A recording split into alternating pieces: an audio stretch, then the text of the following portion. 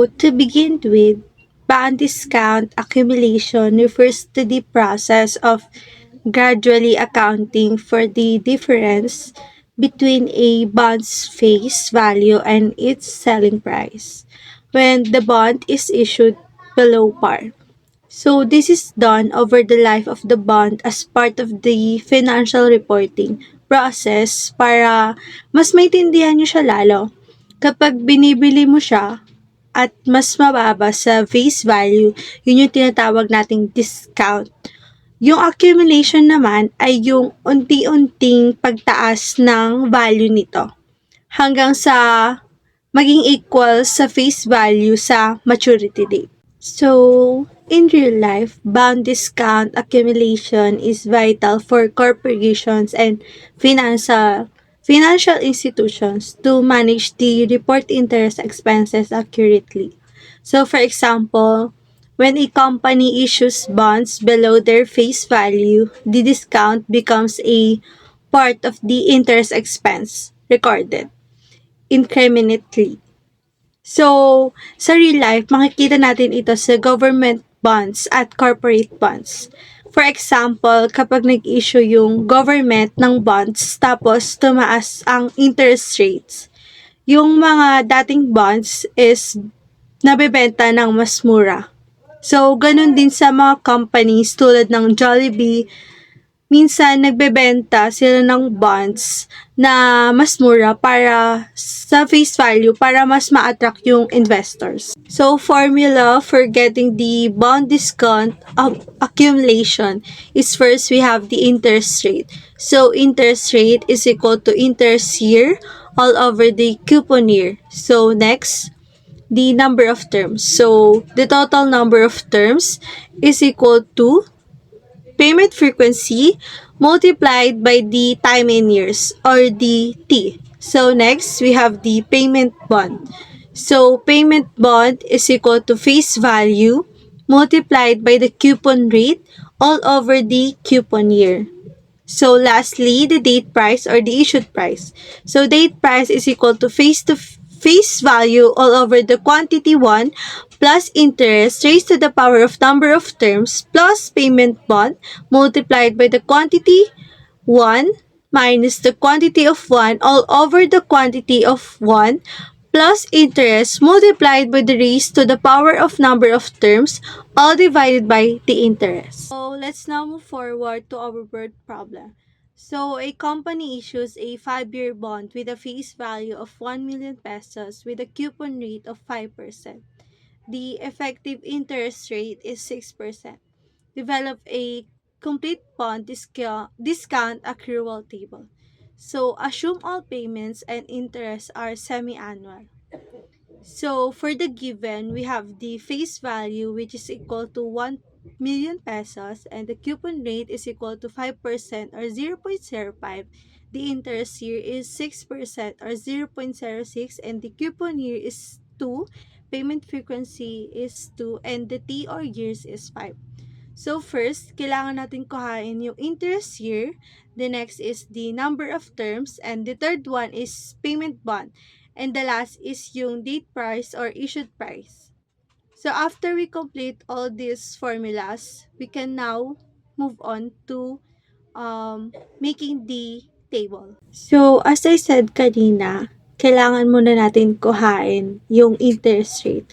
So again, the formula for interest rate is equal to interest year all over the coupon year. So let's substitute, which is the interest year is equal to 0.06 and the coupon year is 2. So interest rate is equal to 0.06 all over 2 and the answer is 0.03. So now we have our interest rate. Let's now move forward to our next formula, which is getting the number of terms. So number of terms is equal to payment frequency multiplied by the T or the years. So substitute again, payment frequency which is the 2 and the T or years is, which is 5. So number of terms is equal to 2 multiplied by 5 and the answer is 10. So we have now the interest rate and the number of terms. we can now get the payment of bond. Again, the formula for getting the payment of bond is equal to face value multiplied by the coupon rate all over the coupon year. So, substitute. For the face value, we have a 1 million pesos. For the coupon rate, we have a 0.05 and the coupon year is 2. So, payment bond is equal to 1 million multiplied by 0.05 all over 2. So, our payment bond is 25,000. So, for our last formula, we have the date price or the issued price. For the formula, we have the date price is equal to face value all over the quantity of 1 plus interest raised to the power of number of terms plus payment bond multiplied by the quantity of 1 minus the quantity of 1 all over the quantity of 1 plus interest multiplied by the raised to the power of number of terms all divided by the interest. So substitute, our face value is 1 million, payment bond is 25,000, interest is 0.03, and the number of terms is 10. So date price is equal to 1 million all over the quantity of 1 plus 0.03 raised to the power of 10 plus 25,000 multiplied by the quantity of 1 minus quantity of 1 all over 1 plus 0.03 multiplied by the raise of 10 all divided by 0.03. So our date price is equal to 957,348 and 99 cents. We all tackled the formulas that we needed to make the table. So let's recap. We have the interest rate is equal to 0.03 and the payment bond is equal to 25,000. And lastly, the date price is 957,348 and 99 cents. So when we make the bond discount accumulation table, we need to round off the date price. So our date price is 957,349. So here in the first table, we have the payment interval or number of terms, which is 1 to 10.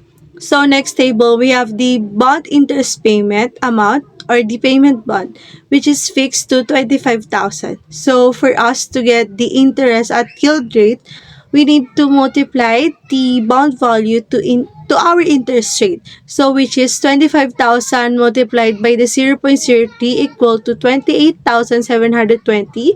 And the next table, we have the discount accrued for us. To get this, we need to subtract interest yield rate to payment bond. So 28,720 subtract to 25,000 is equal to 3,720. So for the final table, we have the bond value. For getting the bond value, we have the previous bond value plus the discount accrued, which is 957,349 plus 3,720. And just continue it until you reach the number of terms in 10. Take note that when we reach the number of terms, we need to get the issued face value. Here we can see in payment interval, we have already the bond value of 1 million pesos. So for the total, we have the payment bond, which is 250,000, and the interest at yield rate, we have the 292,651. The discount that we accrued is 42,651, and lastly, the payment value total is 9,797,685. For you to understand me more, here is the formula.